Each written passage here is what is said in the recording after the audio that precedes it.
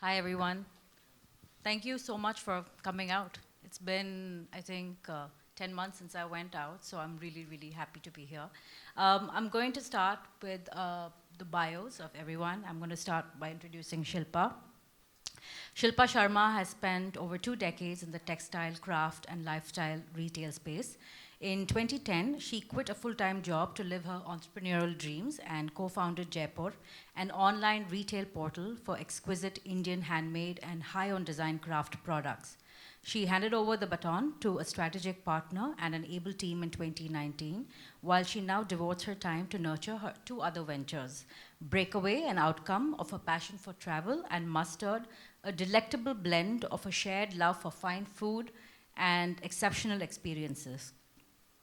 A wealth of experience with the craft sector has enabled many interventions in design at the grassroots level, and she participates actively in a cluster initiatives committed to women empowerment and livelihood creation opportunities.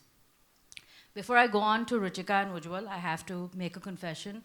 When I was the editor of Elle, we certainly couldn't have favorites, but I think I can now very safely say that I was so obsessed with Ruchika's clothes and Ujjwal, who I love as a brother, and I almost always wear their clothes. And now that I have a daughter and a son, I always look at these, okay, I'm buying them for my son and my daughter to grow up into, but these are all modern classics, and I cannot emphasize them enough. So I'm so happy to have them both here. A little bit about Ruchika. Bodice's founder and creative director, Ruchika Sachdeva, grew up in Delhi and studied fashion design at the London College of Fashion. She is fascinated by line, as you can see I'm wearing, proportion, geometry. I don't have the body of a supermodel, but you get the gist. Um, and relevance of Indian craft and spiritual traditions. Her work has been recognized by prestigious institutions both in India and internationally. In 2018, Borders won the International Woolmark Prize for Women's Wear. It's a no mean feat, trust me. Borders values an authentic approach to creation where Indian inspiration is thoughtful and subtle. Distilling spiritual essence and refining authentic craft techniques define the way Indian cultural roots inform both the design process and the aesthetics of the label. The result, clothes that are locally rooted yet globally relevant. Ujjwal Dubey studied at the National Institute of Fashion Technology in Calcutta and worked for 3.5 years at a prominent design label before starting his own under the Gen Next category at the Lakme Fashion Week in 2014. He won the regional run for the prestigious Woolmark Prize in the Asia category. His label Antaragni focuses on two extremes, to break away and yet embrace the mundane. With a fascination for architecture and strong belief in naturalism, the design philosophy builds its own breed of urban wear and updated classics that balance the contradictions of structure versus flow, natural forms versus tailored asymmetry and gender. Ujjwal sees fabric like other raw materials that have its own character and nature that's been waiting to explore. His keen sense of observation, respect for natural forms, and an awareness that is always on the lookout for unrehearsed moments of synchronicity allows him to harness his post-New Age naturalistic aesthetic. He will probably explain this to you in his own words shortly. I'm going to actually start on a very optimistic note. The pandemic, despite its pitfalls, has also given us a lot to think about inward and how we aim to build our businesses. Tell us a little bit about how this time has redefined the way you think and what has been the most defining moment for you during this pandemic. Should we start with you, Ruchika? So I think for me, it gave me initially the much needed break. I'll be honest, fashion, even if you're in slow fashion, can be a little bit fast. And it can be a little bit draining. Even though fashion is considered very frivolous, I think it's a craft that requires a lot of skill, especially to be done properly. So for me, initially, it was a much needed break and I moved out of my house. I actually moved into my studio. So while I was taking the break, I moved out of my house and started to live in my own workplace, which I thoroughly loved. I love how now there's a very little boundary, which is like the little space between my bedroom to my office studio.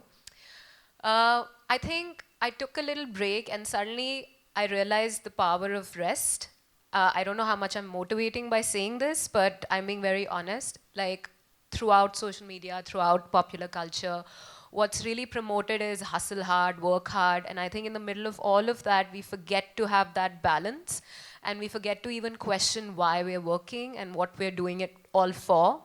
So I think a couple of months of rest, and I find myself now in January being equally ambitious as I was 10 years back when I started Borders.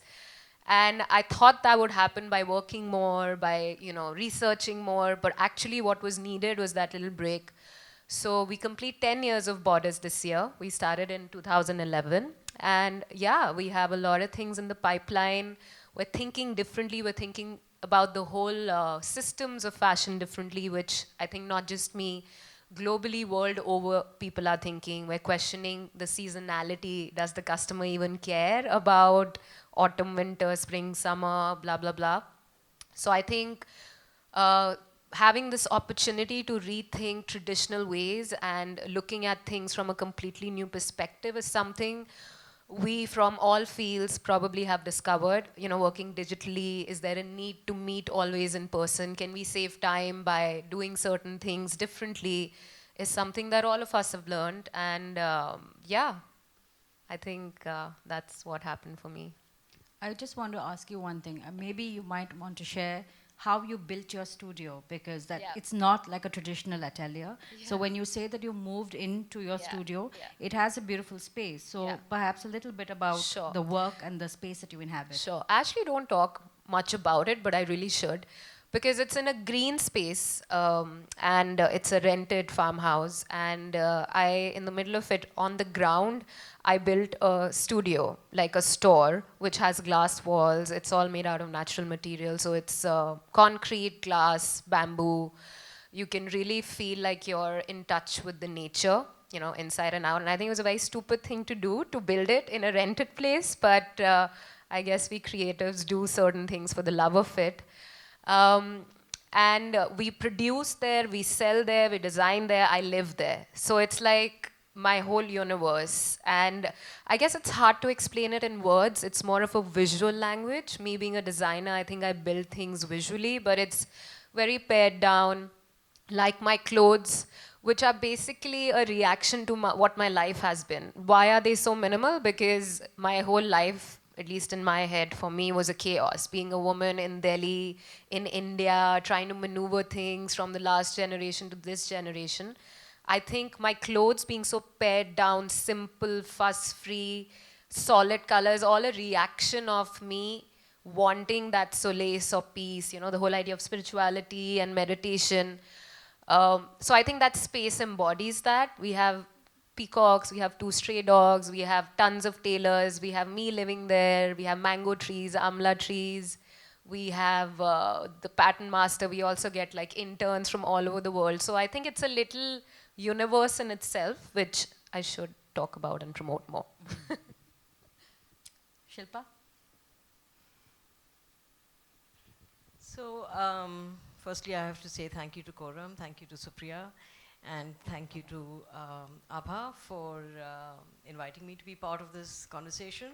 More so because I'm not actively running a fashion business anymore. The relevance of me being here is purely from the point of view of being somebody who's been around longer than everyone else on this panel, and my hair is testimony to that. But also from the point of view of sharing, what have been some of my life's biggest lessons. The pandemic has been quite a transformative time for me. I was working from home for a long time before that, so this whole work from home situation really hasn't really been a big one for me. But I think life has a way. I mean, in the last 10 years, as Supriya said, I've spent time building, creating 3 new brands, 2 of which became bigger than what the business was. So, I mean, to be able to build brands which, people find endearing and, really, really love is very, very gratifying. But what also happens is that it takes everything out of you. And for me, this last 1 year, close to 1 year of the pandemic, has really been a moment to time to pause and think and just revisit some of the things I used to enjoy doing so much but never had the time for. You know, life has a way of coming in the way of stuff that you used to enjoy doing, stuff that you really, really cherished. So I got to read, I got to, walk, I got to focus on myself in a way that became self-indulgent in many ways, but also allowed me to think about what I'm going to do with myself here on. And I think some of that, really, some of the lessons that I've learned from having built Jaipur, from having created, brands in travel and food, is really telling me that now is the time for me to leverage my experience, my learnings, for creating mindful, purposeful businesses. So, there is a certain responsibility. I think,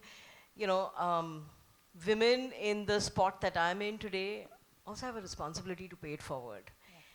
And I think that comes not from being in a position of strength, but really from helping others build their future.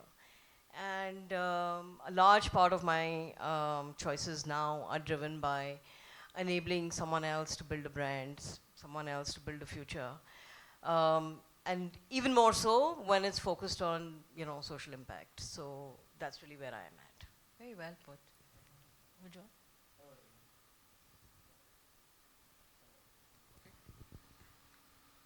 Is it working? Yeah. Better. Hi. So I think my answer lies in all whatever they've said. I think the many lines I think I would have also mentioned, because I totally believe what she said, the power of rest. And as you mentioned in the question, this time has given us time to think inwards. I think we come from a culture where we've always been taught to think inwards rather than running towards the mass all the time. Yeah. But now we are doing that. But I think this particular time has definitely pushed me to unlearn more. Frankly, I haven't done anything during this pandemic. I've thoroughly enjoyed the space and time. It's been really bad for many other people also, but I think I enjoyed this time and I needed this rest and I needed this time off, or this getting less informed, being uninformed, being unlearning whatever I've learned. So what Ruchika mentioned about hustle and bustle that current situation is in, I think I come from a very small town where the hustle bustle was not even a term. So which I've learned later, but now at least coming from there and learning this later, I know how to move in and out of it. So that has really worked, and I think inward has been the only thing in terms of like looking inwards and letting everything go. And we have been working on the newer collection, which are more simplistic. I think a lot of it has liberated us more than anything, because that has made me freer from tiny little intimidations that we had during the beginning of the brand, also later also that idea. So I think that got killed immediately, and we feel free. There's a sense of freedom that I find here. That's all I would say. You also somehow managed to put together a collection for Lakme Fashion Week, shoot it, put that out. How did all of that come together during the lockdown? Because I know it's not an easy format to have a runway, to have models, to then eventually what you did. Do you want to talk a little bit about that? So we, Lakme, we went only online. We did not do a proper show with them. But I think the whole digital, because I think the whole collision of physical and digital was going on. And meanwhile, retail was trying to figure out how to grasp the technology and take it forward and still, make it remain human at core. So that was focus, obviously. And I think digital thing, since everybody was hitting and trying a lot of things, and still I think in the coming time, it's quite unprecedented. I mean, we can't even anticipate what is going to happen, exactly how the behavior would be. But I think that sense of freedom really helped me out, and I think we went jumping around with everything that we could do in that time, because a lot of free time was there, definitely. But you almost went back to the basics. It was very pared down, very minimal, 100%. Attention to detail and textures. 100%. That was something I really wanted to try for a long time, but it's been like 7 years now, and during this pandemic, as I said, that sense of freedom came, and I thought, it's right time probably to put it digitally. So we are putting here one of the collections also, which was only meant for digital campaign. So we aimed it like that. So which I never thought in the beginning that I would do something only for digital, and I would not probably put it out in the stores or in our own studio. We kept it very minimal. We kept it inwards. We only meant it for Instagram and Facebook and social media and everything. And just talk the language out. And that was the only key. I mean, there was no second thought and no complications involved. Yeah. It was something that I really wanted to touch and do. Also was the pulse of the moment, right? You wanted something very simplistic towards 100%. the end of it. Yeah. Right. Shilpa, I have a question. You've been in the lifestyle space for so long, and you're now a mentor to so many organizations and individuals. How do you harness your experience and your energy to, say, other entrepreneurs in the lifestyle space to help them nurture their business? So, anything that I say or do is actually a function of the rules that apply to me personally. And where I've stood, where I sit, where I choose to be has always, and businesses that I've chosen to build or enable have always been an extension of my own personality. That's a starting point. I mean, if I cannot relate to a concept, if I cannot relate to a business, I'm not going to engage. So, and my word, my advice to entrepreneurs who I mentor, businesses who I mentor, always is that you have to stand for something. You have to stand for something that you believe in, that you can really, take to a level on your own, because we spend so much time pretending to be something that we're not, that we run out of steam and then we lose sight of what it is, what it was that we started off with. So, and look, I mean, today, any business which is not talking to the millennial or Gen Z of today is really going to be irrelevant, because the truth is that this generation today, and when I'm asked questions around, what is it that you have to teach them, I start off by saying, what is it that they're teaching me? Yeah. Because there's so much, right? I didn't grow up in an age of body positivity. They're redeeming their imperfections in a way that my generation never did. They're far more awake, they're far more socially responsible, they're far more focused on equitable distribution of income and, fair society and so on. And I'm saying, look, whatever it is that we're putting out there as product, and it could be fashion, it could be hospitality, it could be a service, it could be any product. The truth is that whatever it is that you put out there has to qualify on all their boxes, on all that they're, wanting to check. And that really is the beginning. And then, of course, I've never wanted to be an also-ran. Everything that I chose to do with my time, every business that I was, associated with building, had to be challenging convention, had to be what I called a swim against the tide. So I'm always encouraging people to think beyond themselves, go beyond, push the envelope, and see what lies ahead, because you won't know how far you can go until you really, really push. So, yeah. Very well put. Ruchika and Ujjwal, I have a question for you both. And fashion as a community is driven by passion, by artistry, by joy, and it's all in motion until everything stopped. And it was also a time where I think both of you recalibrated your businesses, and Ruchika, you started e-commerce. So did you. Tell me a little bit about that process, because it's not particularly easy getting around doing that, because earlier you'd have physical sales, people would come in, buy, all of that. But how challenging was it for you both to look at this new version of your business? It's also not that difficult, is what I'm realizing, because especially when you're in design, you're used to photographing and presenting your product digitally. And I think with the power that Instagram has now, with the advertisements that you can do on there, advertising is actually cheaper, I would say, than it used to be traditionally, right? So I feel that if you do it the right way, it can really open doors for you, because it is much more expensive to have a flagship store. It also needs a lot more work to make sure people are coming. Internet is like prime property right now, where everybody's there. So is Instagram, right? So if you do the right things, I think it can really empower you to get the right people on it. With the kind of analytics Facebook has, or the kind of analytics Instagram, Google Analytics, I think you could really use all of that. It just takes a little bit of work, but I would say it's actually easier. But then, of course, it doesn't have that romance of like touch and feel and all of that. And I am still somebody, because I'm a creative, I love that, right? Like the whole idea of experience, the whole idea of 5 senses. You can't smell, you can't taste, you can't touch. And those things will always remain special.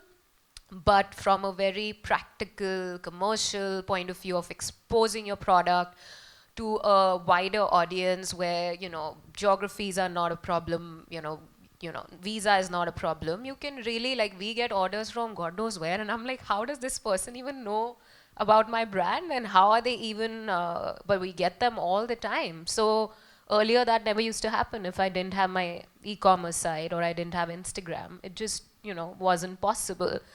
So I think as much as there's a lot more crowd and traffic on the internet, there's also a lot more opportunity, a lot more customers. And I think I look at it as something which has a lot of potential. What about you, Edwin? We built our website around 2 years back, and that was solely focused on our international clients because of the difficulty in reaching out and everything. And I think we aimed at certain numbers and figures in a year, and we reached that. We realized that it is working. So we never promoted it in our domestic.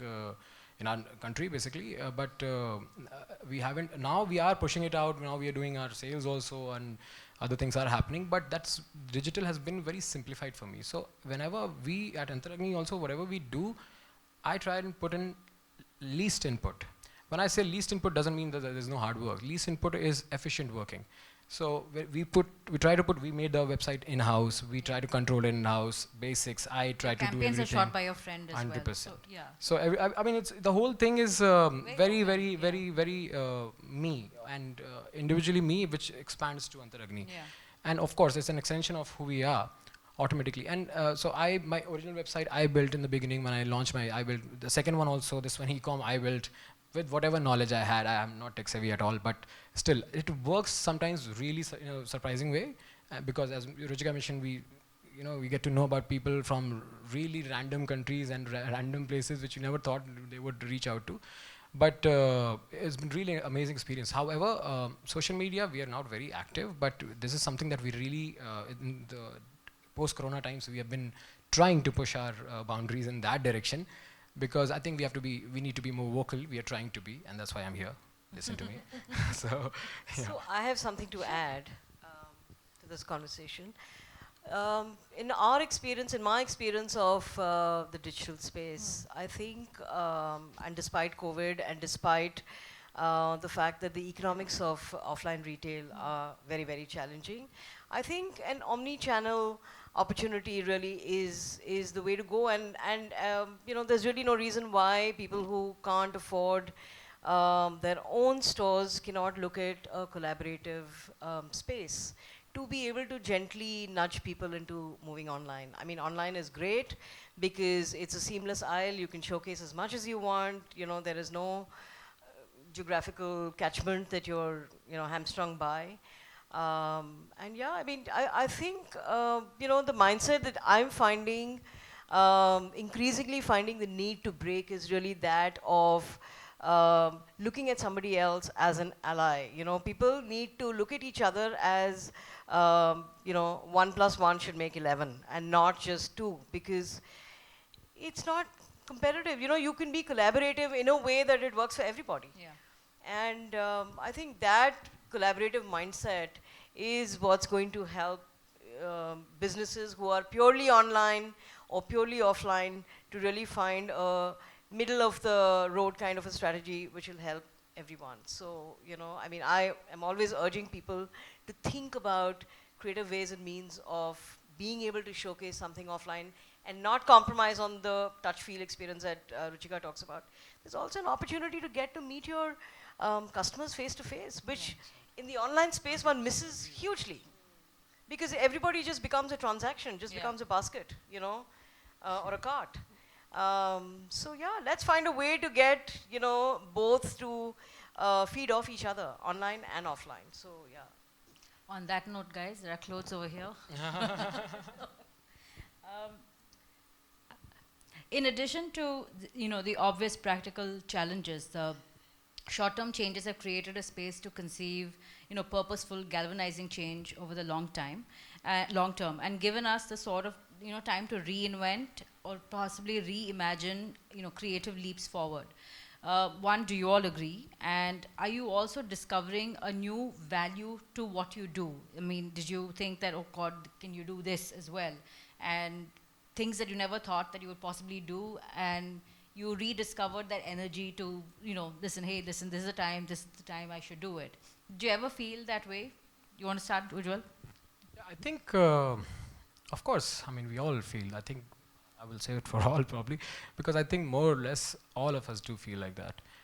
I think what this time also has done has broken the standardizations. You know, in my mind, I think just my own mind probably, when we started, I had my own limitations and my own intimidations and my own little fears that were, that were linked to standards.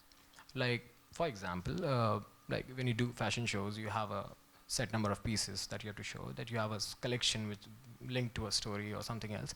And there are standard procedures of certain things that you do. And when you come and walk into this industry, you realize that, oh, there are certain practices, like in any other field, be it a lawyer, be it a businessman, be it any other. But I think there are some standard practices that were there. But since you mentioned that, fashion has a background of passion and joy, Yeah. I think that's what makes it different. So here, that standardization completely broke for me. It got killed at that very moment, and that liberation again, that part helped me a lot. And those initial, when I mentioned about fashion shows, you have limitations of a number of pieces and you have collections per season. Now I think that, maybe my mind keeps running all the time. I'm pretty spontaneous. And I can rather do 4 capsule collections in 3-4 months rather than doing one huge collection for another 6 months, because I can't stop anyway. I mean, if I think that I'm a bit creative in my own field, then my mind doesn't halt for another 6 months once you do a collection. It doesn't. It keeps working, keeps working, keeps working. And I want to make it roll, make it go out there, be it smaller in number. I think the quality has gone up and the quantity has gone less. Yeah. So that reinvention has definitely happened. Yeah. Because it gives you focus by focus time, because I think more than anything, like what even Ruchika was saying, seasons don't matter anymore. You break right? away It's- from the yeah. standard practices, no? Yeah. And when you are from that art and passion and joy field, there are no limitations. Yeah. You get unnecessarily bounded by those standardizations that are already been set in the industry. So now is the time to just go out and explore and do whatever you wanted to really do always in your own quirky, easy, basic, classic way. Doesn't matter. Yeah, well put. Shilpa? So, I'm just trying to figure out how to say this. I've believed that now is the best time to chuck rules out of the window. I mean, a conversation that Ujjwal and I were having just before this talk was really around what is the relevance of seasons Yeah. and collections, right? And as he rightly said, that it's not important anymore. Now we've given up quantity for quality. I feel that a whole lot of introspection, a whole lot of dialogue has to happen at a very, very base level. I mean, to me, design, whether it's for fashion or for product, has to become open source. We have to enable each other to be able to put our best foot forward. Not just focus on, I, me, myself. Like I said, it's a collaborative mindset. I mean, one of my most favorite books in the last 1 year has been a book called What's Mine Is Yours, a collaborative mindset, right? And that's disrupting consumption in a way that, I mean, we've seen what Airbnb has done, we've seen what Uber has done, we've seen what every single tech innovation today is doing, right? It's all about collaboration, it's all about, working with, each other. So when and I'd like to speak a little bit about open source design. I think, there is an element, a very large element of circularity that needs to creep into design, into the way we approach what we produce, what we design. We shouldn't look at, product having a life cycle, because the minute we think it has a life cycle, it's going to end at some point. And if it ends, what happens to it? There's no throwing away. Where's away? Right? I mean, there's enough and more conversation around wastefulness and, building up of waste and so on. So I'm saying, where is that conversation going to happen? Maybe there are people in the design fraternity who need to come together, or individually in their own capacity, in their own personal capacities, create guidelines around circularity in design in fashion. What does it mean? What does it entail? How is it going to help? You know, what is it that we're going to do to be able to make our product that much more mindful, that much more purposeful, that much more kinder to the environment, kinder to the people behind it, all of that. You know, I'm saying the world is beginning to sit up and take notice of, do I really need to consume so much more? Do I really need to travel so much more? I mean, there's all kinds of conversations happening, right? You plant a tree to compensate for every one thing that you've gotten shipped from across the country, right? So the thing is that in the midst of all these conversations, I think each one of us has a responsibility to do our bit. And whether that's in terms of, you know, creating open source guidelines for people. I mean, you know, some of these large international brands, I mean, I follow the work of Patagonia a lot, and I think they're one of the most responsible businesses around the world. You know, what is it that you can do to be able to do your bit to enable somebody else who's coming into this business tomorrow? That's one. The other thing really is about going back to design school, but you know, I mean, I should save that conversation for another day. But the truth is that, you know, diversity and inclusivity and all, you know, all begins there. Yeah. Fashion has to be seen as accessible, as available, as relevant, you know, to people who don't have it. I mean, one of the conversations that I've always had is just because I've been closely associated with fashion as a business does not make me a fashionable person. I've never felt the need to be fashionable. You know, I'm just what I am. And they're two different things, you know.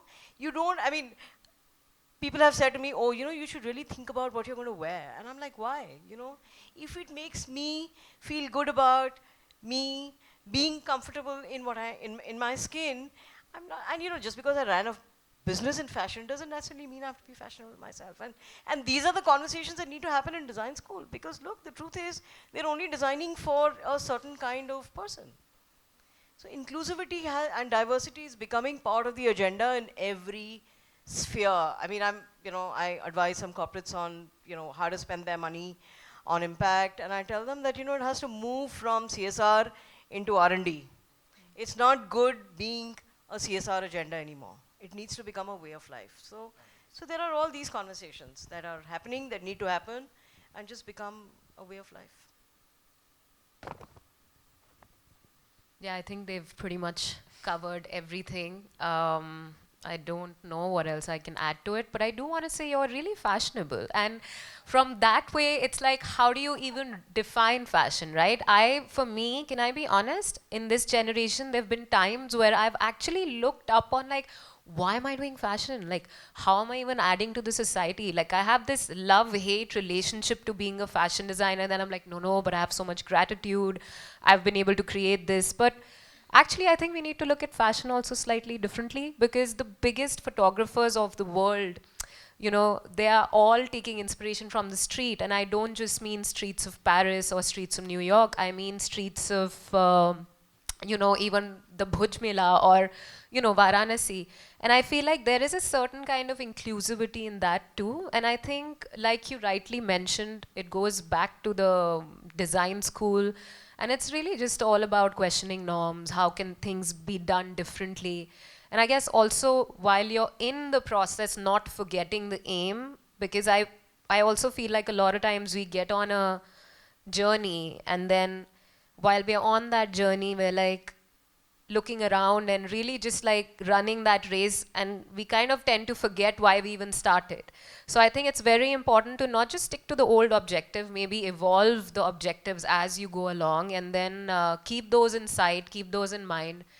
And I think the rest is just what these two people said. I don't know what else I can add. I want to it. add something to this, Supriya. Since you're talking about retail also, it's not just the design people's job also to think about inclusivity. And see, fashion industry, I don't think it's an industry organized yet in our country, because I think the top section of retail is still missing. Yes. The proper retail is missing. We as designers can be there, fight for it, and do unconventional things probably to set up a mark. We can do all that we want, but these things of socially conscious labels, of tiny little social steps that you take. When I say social, it doesn't mean only about the people outside, it's also the people inside, and how and where, what you do from, the genuinity in it. I think that needs to, that comes with a cost. And you know, that cost can be easily reciprocated when the retail section becomes even stronger. Like the industry becomes more organized. Right now, fashion as an industry is super organized. I don't think we can call it an industry also. It's more of a hobby now. But it is. I mean, you can't really say, I mean, it's everything is segregated or standardized, as I mentioned earlier. But of course, that part needs to, that's why I'm conveying it to you probably, that retail part has to be taken forward by the media, by the retail chain people, and by serious business and retail people, because not all design people have that business push and background or mindset to always, some are more arty, some are more business oriented, some are just based into design, and some are doing their bit in every possible way. But it can't go ahead until and unless you get that push and that reciprocation from the top end too. Yeah. Agree.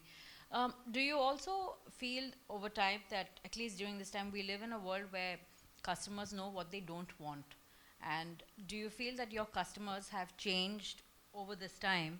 And also the fact that nobody's really going to buy something unless it really touches them, because nobody just wants to add, I mean, talking about sustainability, at least the ones who do pay attention to mindful consumption, you know, they're not going to go and start buying things just for the sake of it. Especially during this time period, you're making conscious decisions about what to consume and how to consume. Both of you mentioned that you had customers from, you know, random strange locations ordering in. Do you feel that the pattern, demographic, the type of customer, age group, all of that has changed for you both during this time? I think no, not for us. It has definitely gone lesser in number, but not quality-wise. In fact, I think the clarity is more there now. They earlier, what was hesitation is now more clear concept, like clear clarity. People know it, what they want, what they don't want. It's pretty neat and sorted out. Why I'm saying this? Because now, if you're able to interact with your customers online and still make sales, that is not, I mean, that means some clarity is there. Yeah. People were quite fussy about seeing the garment, seeing it, feeling it, touching it. Now the trust also, that's where the brand leverage also, the credibility also comes in place. And I think as a label that we are, we try to bring that genuinity from our end. And definitely we have faced that in terms of quantity and not in quality. Yeah. Yeah, the eye has definitely changed. The people, eyes have changed. The mindset has slightly changed a bit, but I think it's just maybe it'll pass. It'll just pass, because I think everything is getting active now. We can see people rushing out, and it's not just the rushing out. I think it has also kind of toned down their pockets, like made it more clear, like what is needed and not wanted more. Yeah. So that part has also come. I'm not saying want has gone off, but yes, need has played important, more stronger role here. So for us, we see that the customer is definitely becoming a lot more conscious, asking more questions. Like Shilpa mentioned, the Gen Z and the millennials, they are aware, they know, they're more educated, they are more informed about the impact their choices are having on the environment, on society as a whole. And I think they want to make more informed choices. So they are actively seeking, they're asking questions like, what is it made of? Like, can you show us how your workshop is, and how, where do you get this textile from? And I think that's really nice for us, because for us, we kind of always ask those questions without really talking about it. So it's really good that people are now finally really not just believing what you're saying, but actually digging in and asking the right questions that need to be asked. So one, the customer is becoming more and more conscious. And two, they are also really questioning their consumption. Do you really need it? Because I think one thing that happened in the pandemic was that we all were stuck in our houses with wardrobes full of clothes that needed to be organized. So a lot of us realized that I don't really need so much, which is great, because I think there was this whole idea of wanting more and new, which isn't just bad for the environment, but also actually puts a lot of pressure on niche brands, because designers are not machines creating products. You can't create a mindful product every week, that only big brands can do, which I don't really want to talk about. But the point is that it's good that people are starting to see value in something they can wear forever, not that I'm going to wear it today and I'm not going to repeat it. I see that a lot of young people are actually starting to post how I repeated my outfit, which is great because these are the things that need to become trends rather than new, what's the new thing, Yeah. what's the next thing. And I also really like how people are starting to embrace imperfections and look at them completely differently, right? So it's the whole idea of that, um, worn in something, the whole idea of passed on, pre-loved, all of that, during COVID obviously wasn't really something which happened, but then you did see a lot of these young Instagrammers coming who are literally kids who are, Depop, where they are selling their clothes. So I see that, what are we going to question and challenge? I mean, look at Gen Z, they're becoming, millionaires by just putting out their outfits on Instagram, modeling on themselves, shooting themselves. And we are thinking, oh, we need a professional. So I think the rules are changing. And in terms of the customers, uh, it really pushed us to look beyond India, beyond physical stores, because in India, because of the pandemic, obviously the sales did go down, but we did realize that wasn't the case all over the globe.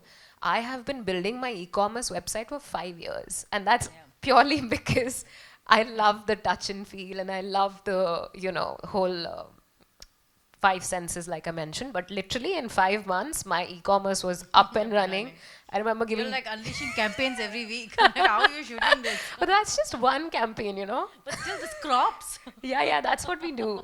We act smart. So it's like, how can you creatively make the most out of a small thing?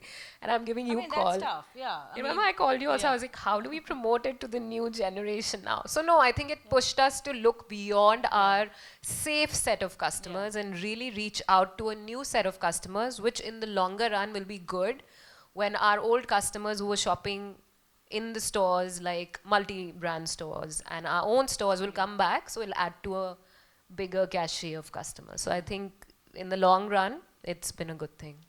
I want to talk a little bit about sustainability as well. And, during this time, I mean, I'm sure cancellations would have had a huge impact. And did you ever have, finished products lying that you couldn't send to the store? Do you ever think that you could, lack of any other word, give it a new lease of life and then sell it? Is that something that comes to your mind? I mean, I'm just trying to figure out, what would you do? You have all of this.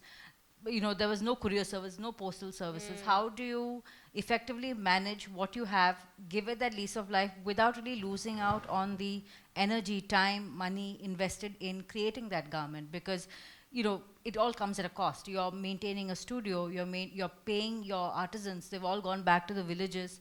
How do you make that balance, the divide lesser?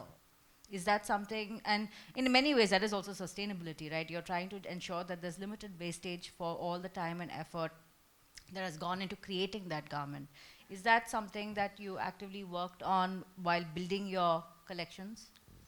I think thankfully for us, till now, there have not been any cancellations in the beginning, and post that there were not orders, but no Yeah. orders. But yeah, in the lockdown time. But the previous ones did not get cancelled, and see, thankfully, so we are a conscious label, and we have always been producing only on orders. So we hardly, you can say now, post the corona, these 4-5 months have been very haywire, and probably the brick and mortar stores have not been responding very well.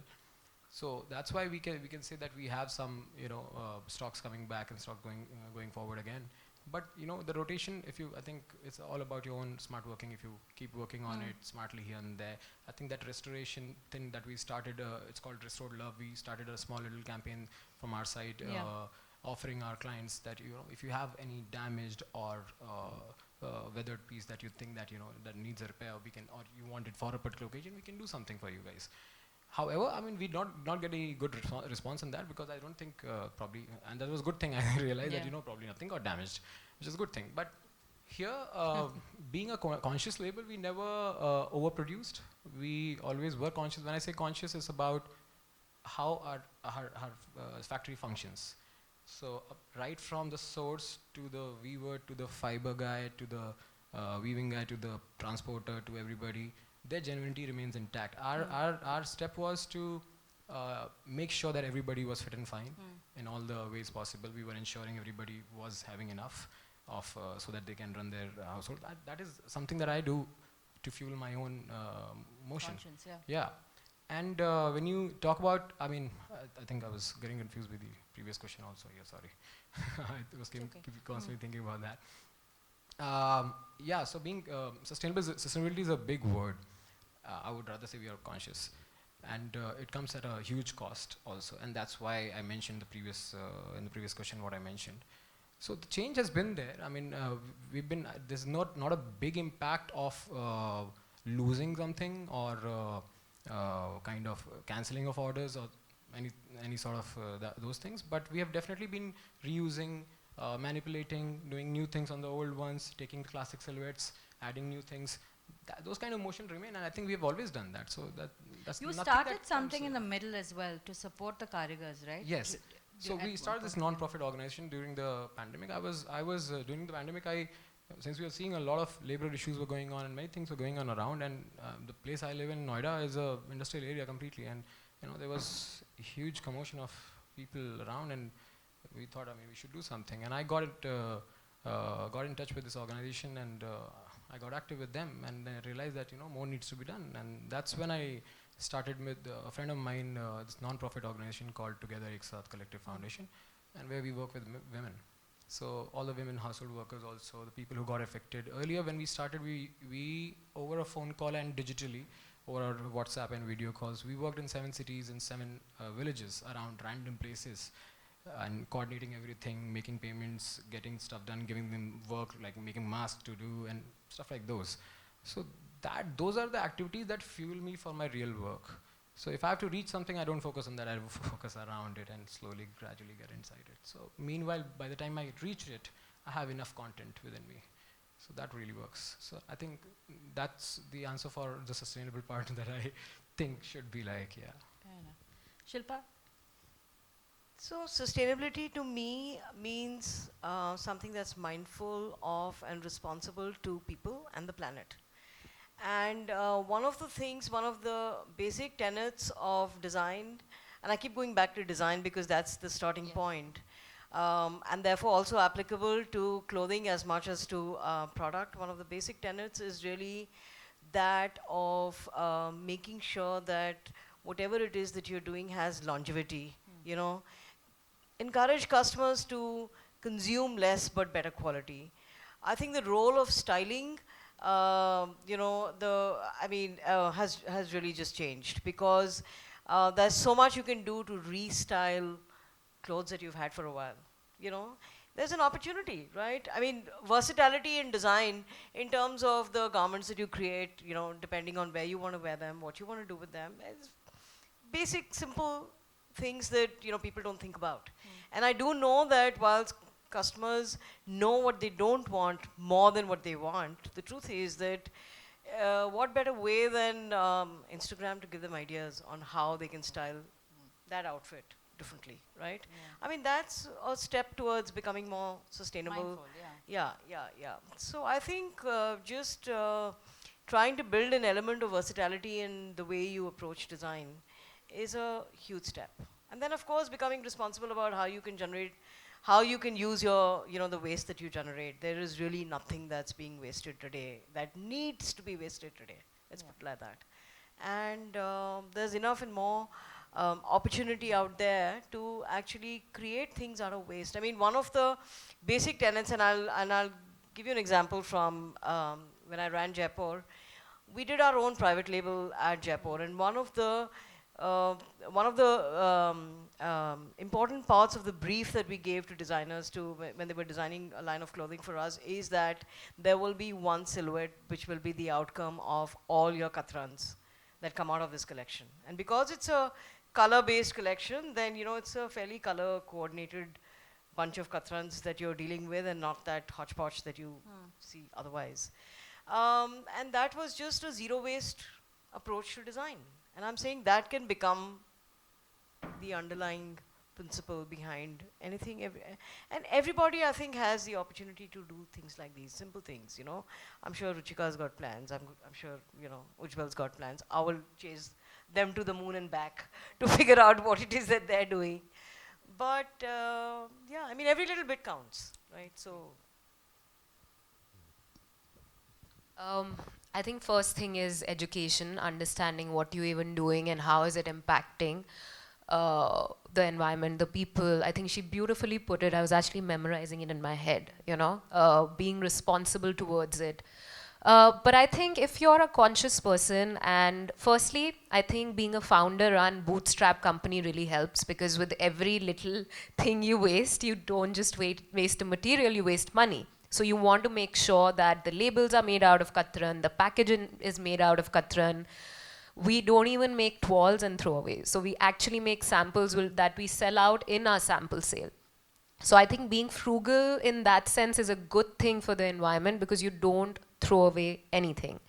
So that's why I think buying, you know how earlier I used to be like, why, they all say buy from small businesses. And now I understand why they say it. Because earlier you're like, oh, but this is a bigger brand and the quality seems to be better. So why should I buy from like a, because in India it's always about corporates and bigger names. But now I understand, because when you buy from a smaller company, you're inevitably reducing waste, because you know that they would have been able to pay more attention. There would be less corporate systems. So I think one is that. Secondly is in terms of clothes, look at the material your garment is made out of. Is it natural? Is it synthetic? Because if it's synthetic, you know that there is no way it's going to biodegrade unless it's being recycled. And we all know that with recycling, the amount of percent that gets recycled is actually questionable. So that's one thing. Longevity is very important. I think everybody who's studying fashion, at least, I would say, is anti-trend. I remember since I was 23, I was like, I don't follow trends. And I think that's a really good thing. Trends can be like a little direction, but I don't think it should inform last season and this, I can't wear it anymore. So I think every time we buy something, we really should think about how long can I wear it for? And if I'm not wearing it, who will I pass it on to? I'm so glad vintage is a trend, secondhand clothing is a trend. So all of those things really add to it. Then looking at packaging, because it's not just the product. Packaging, I know, contributes to so much waste. It's ridiculous. So, packaging is very important when you're questioning that. So I think the more the customers start demanding, the more the brands, even if they want to do it or they don't want to do it, will have to resort to sustainability. And I think that's a very good thing. So I think as customers, if we start to even go to a shopkeeper and say, hey, do you have a sustainable brand? They would start to look for more sustainable brands. And then in turn, there will be more sustainable brands. And to be honest, earlier, I never even used to use the word sustainability, because it's like, are you trying to greenwash your customers? But I guess now it's okay. And even if it's a term which is becoming highly trendy, it's for a good reason, I guess it's good that we are being pushed to talk about it. We're being educated. Like, I have met so many of my friends who don't even know what their garment is made out of. They're like, hey, it's silk. I'm like, look at the label. And they're like, oh my God, it's polyester. So it's like people don't even know. So I think it's great that there's a conversation and people are now finally starting to ask these questions. Yeah. You going to add something? Trying to. I think what you mentioned about how we use Katran and how we try to use everything around, that's the Indian DNA I think we live in, and we always try to use everything that we have. So I read this study somewhere last year that by June 29th we consumed as much we should have consumed in a year. So in like 6 months we consumed everything in the world we should have consumed in a year. And which also said that an average American, if an individual consumes with the rate of an average American, we would require 5 planets. And with the rate of an average Indian, we would require 0.75 planets. So it has been there from the beginning. I understand that. And I think we none of us can disagree with that. But sustainability as a term which has come, it seems, to me personally, seems very foreign. Why? Because, we have the habit of taking everything that is foreign. But talking about it, we have been practicing a lot of things from the beginning in many other formats. Now we need to definitely, especially the first world cities of India, should need to practice, because obviously the consumption rate has gone immensely up in a very different format. Now, I wouldn't say we should stick to sustainability and put it over clothes only and fashion only. is the basic DNA. Unless and until you change your DNA, you talk about saving water here, you talk about in back home you're going and treating yourself. It's fair to treat yourself, but if you're running a jacuzzi every day, then it doesn't make any sense to talk about being sustainable. So it has to come from the DNA, where you spend 99% of your time, which is your home, and it has to be in your every tiny little action, be it the products that you buy, be it the thought, the things that you say, because eventually it comes back to you. It will come back to you in any form. Anything that is seriously said and done. So that should go to all sort of products and all sort of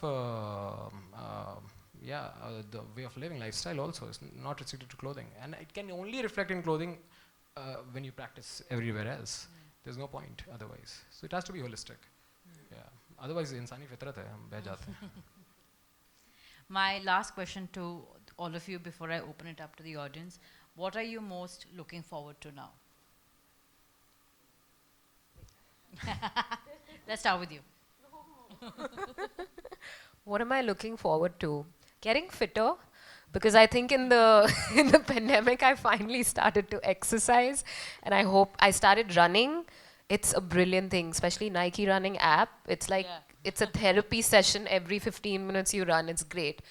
What else am I looking forward to? Hopefully traveling back again. And can I be honest? This has been great. I have come back after to a bigger gathering like this after so long. And when Shilpa was speaking and when Ujjwal was speaking, I was thoroughly enjoying it, even though I'm a panelist. So I think that human touch again would be nice. I think that is what, as much as I'm an introvert now, I was like, great, now I don't have to go out and I don't have to make excuses for it. There is definitely something to say about an inspiring group like this, where you definitely will take away at least 20%, which will open up your mind and help you think differently. So I think that collaboration in that way, which when you're speaking to another person, and even though you've been thinking a lot and reading a lot and consuming a lot, but when you're talking and just having a chat with another person and something comes up which makes you think in a completely different direction, is what I think I'm really looking forward to. Because it doesn't happen on Zoom, I'm sorry. I think energy, there is something about that.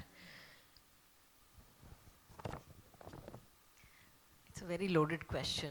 All I'm going to say is that I'm looking forward to a time where I will be able to look back and look at every choice I make being an extension of what I've been saying all along. So if I can practice what I preach, then to me it's something worth looking forward to.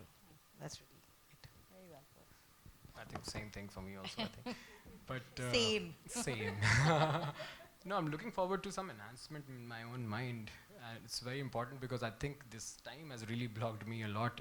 That whole process of unlearning, and also not blocked in a negative way, but I think I'm happy. But I need enhancement in my work and I need enhancement in myself. And obviously the work will only reflect when I enhance myself. So I'm really looking forward to engaging more deeply, and probably the things that we have in pipeline in the coming year is something that is going to take more 200% of my energy, more than the ones that we have right now. But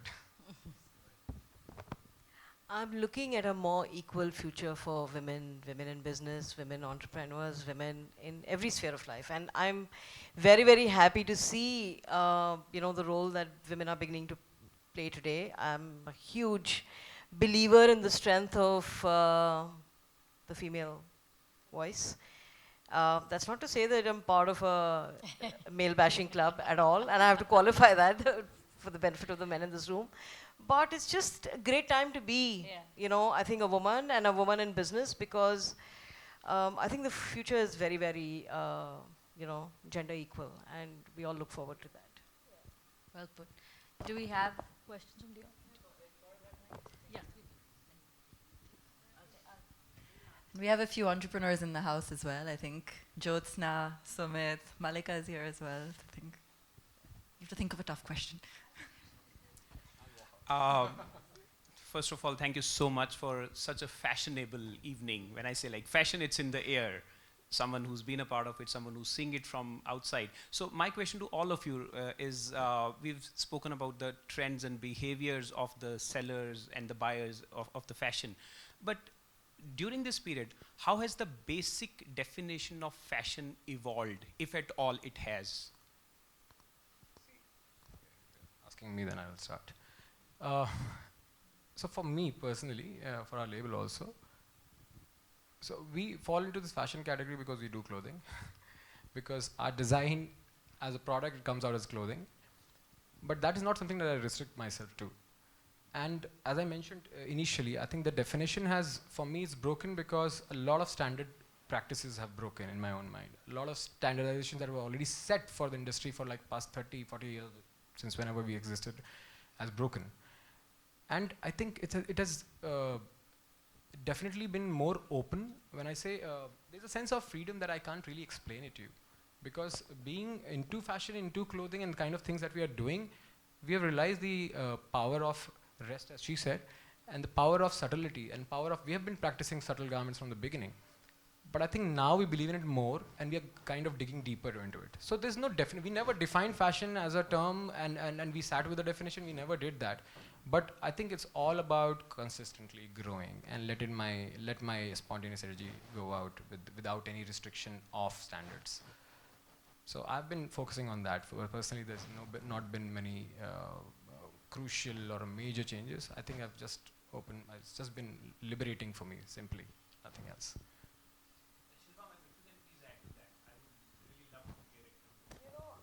I don't think I have an answer to this question because I'm also not running a fashion business anymore. So I think I will just defer to Ruchika on this one. So you're asking how has fashion changed?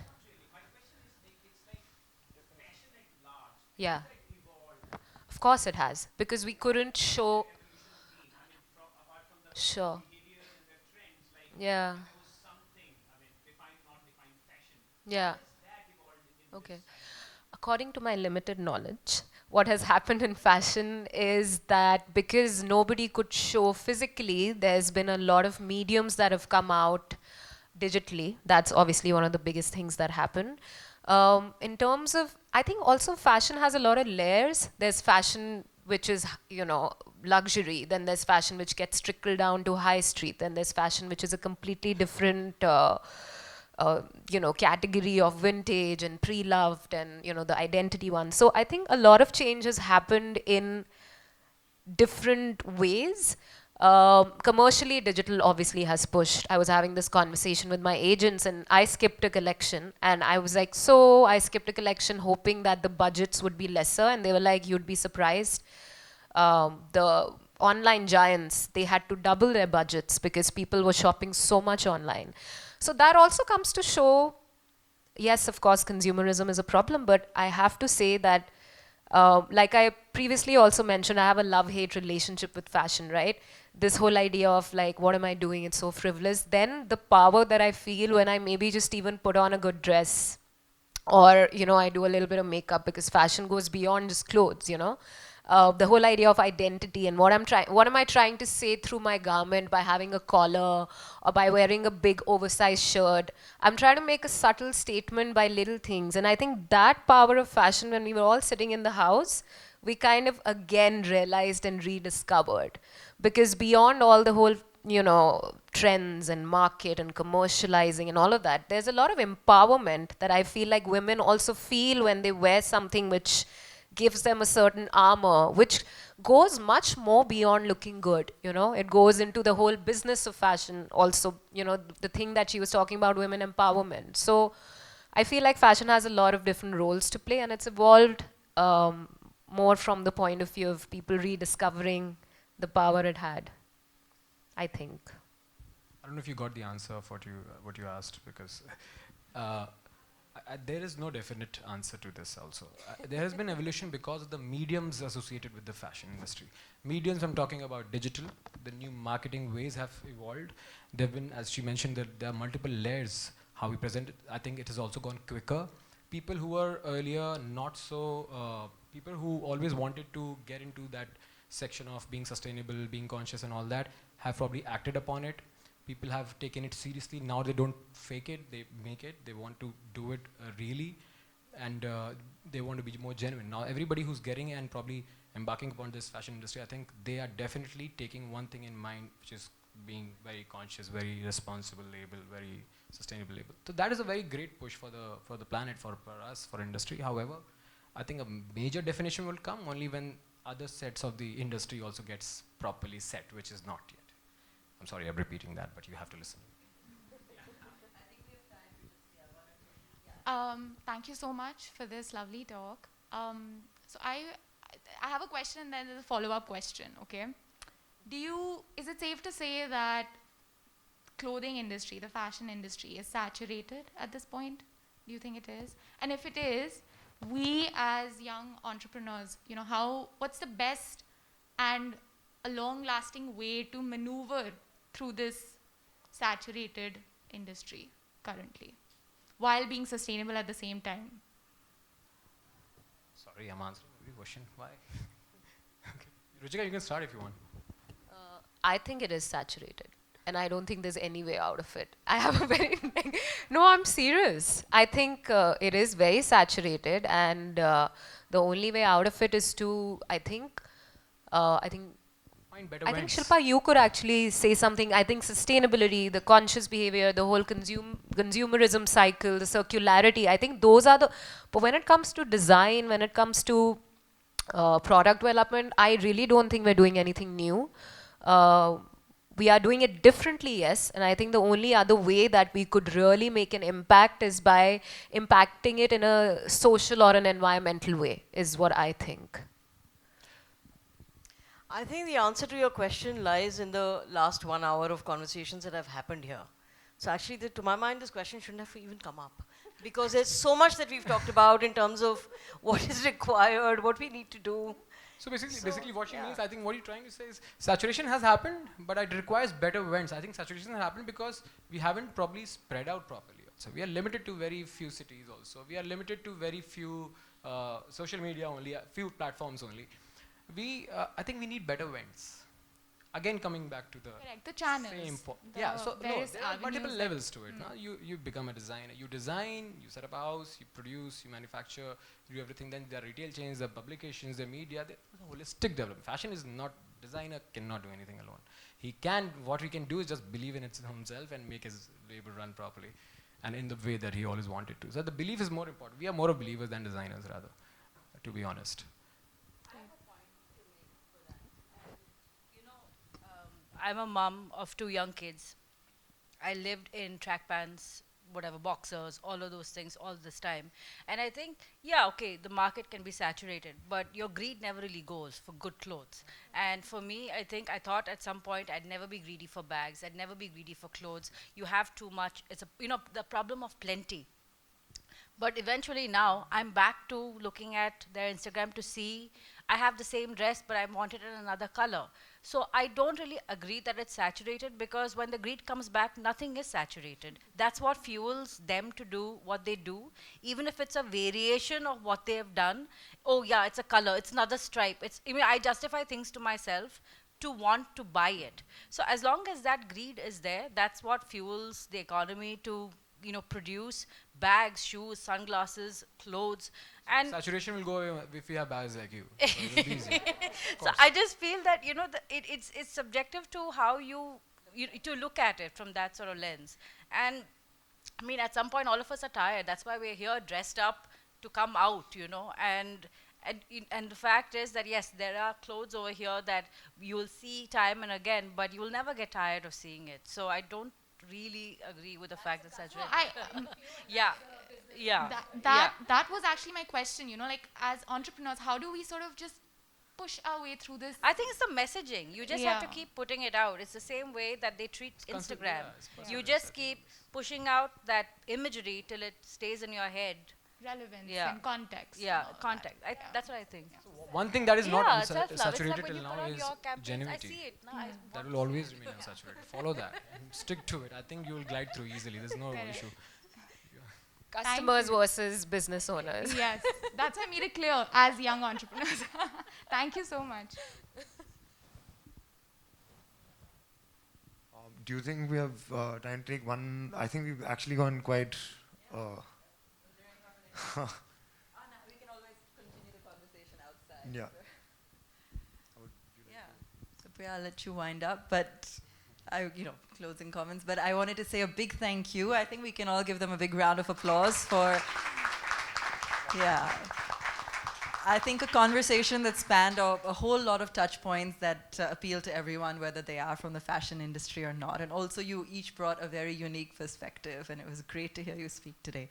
So Priya, thank you for moderating, and I'll let you have the last word. Thank you so much for no saturation, for green. There's Bodice and Antaragni on sale here. So please do check it out. But thank you so much for your time, and thank you so much for everyone, to Quorum, to Abha, to organize this. I just think it was incredible just being here and hearing all of you talk. So thank you. Thank you for having us here. Yeah, thank you for having us, Abha, Supriya, Quorum.